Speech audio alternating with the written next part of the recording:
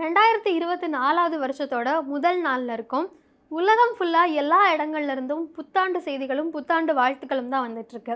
ஆனா இந்த சமயத்துல வருஷத்தோட முதல் நாள்லயே ஜப்பான்ல ஒரு மிகப்பெரிய அ அதிர்ச்சியான சம்பவம் தான் நடந்திருக்கு அப்படின்னு சொல்லணும். ஏன்னா, அங்க கிட்டத்தட்ட அடுத்தடுத்து நிலநடுக்கம் ஏற்பட்டிருக்கு. சுனாமி எச்சரிக்கையும் விடப்பட்டிருக்கு. ஸோ வருஷத்தோட முதல் நாள்லயே அங்க கொஞ்சம் இவ்வளோ பெரிய ஆபத்து ஏற்பட்டது அப்படிங்கிறது எல்லாருக்கும் சோகத்தையும், அதிர்ச்சியும் தான் ஏற்படுத்தியிருக்குன்னு சொல்லணும். ஜப்பான்ல மேற்கு கடற்கரை குறிப்பா அந்த ஹோன்ஷி அப்படிங்கிற பகுதியில வந்து இன்னைக்கு அதாவது இந்திய நேரப்படி கிட்டத்தட்ட ஒரு 12:40 12:40 அந்த மாதிரி சமயத்துல அங்க வந்து நிலநடுக்கம் ஏற்பட்டிருக்கு. கிட்டத்தட்ட 5.5 6.2 7.5 அளவு ரிக்டர் அளவுல அடுத்தடுத்து நிலநடுக்கம் ஏற்பட்டிருக்கு. இது தொடர்பான வீடியோக்கள் வந்து சமூக வலைத்தளத்துல நிறைய வேகமாவே பரவிட்டு இருக்கு. அங்க இருக்கக்கூடிய மக்கள் மெட்ரோல பயணிச்சுட்டு இருக்காங்க, ரோட்ல பயணிச்சுட்டு இருக்காங்க. எல்லாரும் அலறி அடிச்சு கட்டடங்கள்ல இருந்து வெளியே வர்றதை பார்க்க முடியுது. சாலைகள்லாம் அங்கங்க பெயர்ந்து அப்படியே கீழே விழுந்துட்டு இருக்கு. இந்த மாதிரி நிலநடுக்கம் வந்து அங்க ஒரு மிகப்பெரிய பாதிப்பை தான் ஏற்படுத்தியிருக்குன்னு அந்நாட்டு செய்தி ஊடகங்களே சொல்லிட்டு இருக்கிறாங்க. இப்போ வரைக்கும் எந்த உயிரிழப்பும் ஏற்பட்டதா அஃபிஷியலாக எந்த தகவலும் வரல. இந்த நிலையில் ஜப்பானை பொறுத்த வரைக்கும் அதாவது அந்த கடல் பகுதியில் அந்த அடியில் இருக்கக்கூடிய டெக்டானிக் தகடுகள் அப்படின்னு சொல்லுவாங்க. ஸோ அது ஒன்றோட ஒன்று இடிச்சுக்கும் போது நிலநடுக்கம் ஏற்படும். ஆனால் ஒன்று மேலே ஒன்று வரும்போது சுனாமி அலைகள் ஏற்படுறதுக்கான வாய்ப்பு இருக்குது.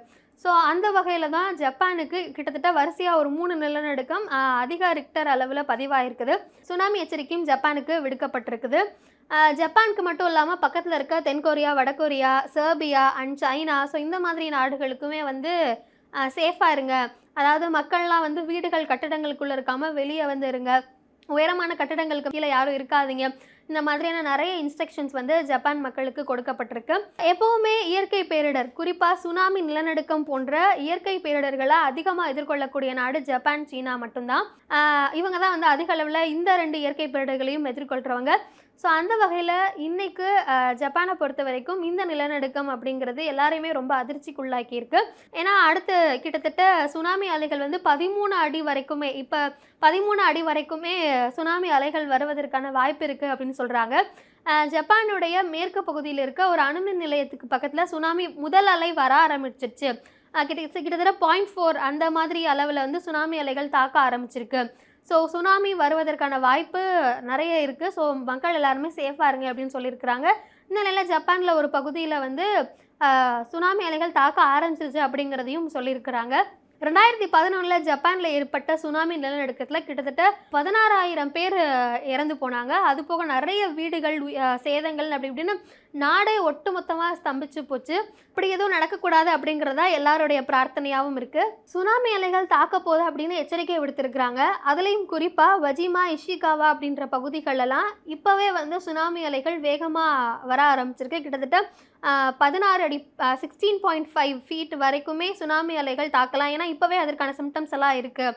சுனாமி அலைகளுடைய வேகமும் அழுத்தமும் அதிகமாக இருக்குது. ஸோ மக்கள் எல்லாருமே வந்து சேஃபாக எச்சரிக்கையாக இருக்கணும் அப்படின்னு சொல்லிட்டு ஜப்பானில் இருக்கக்கூடிய வானிலை ஆய்வு மையம் வந்து அதிகாரப்பூர்வமாகவே வந்து சொல்லியிருக்கிறாங்க.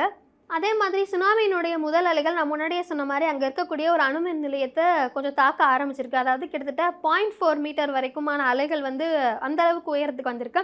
ஸோ அந்த அணுமின் நிலையத்துக்கு ஏதாவது பாதிப்பு ஏற்பட்டிருக்கா அப்படின்ற ஆய்வுகளையும் அந்த நாட்டு அரசு தொடர்ந்து ஈடுபட்டு இருக்கிறாங்க. இருந்தாலும் கிட்டத்தட்ட 17 அடி வரைக்குமே வந்து சுனாமி அலை ஏற்படலாம் அப்படிங்கிறனால எல்லாரும் பாதுகாப்பாக இருங்க அப்படிங்கிறதா அந்த நாட்டு அரசாங்கம் சொல்லியிருக்கிறாங்க. அது மட்டும் இல்லாமல் பக்கத்தில் இருக்க வடகொரியா, சீனா நாடுகளுக்குமே வந்து சுனாமி மற்றும் நிலநடுக்க எச்சரிக்கை விடுக்கப்பட்டிருக்கு.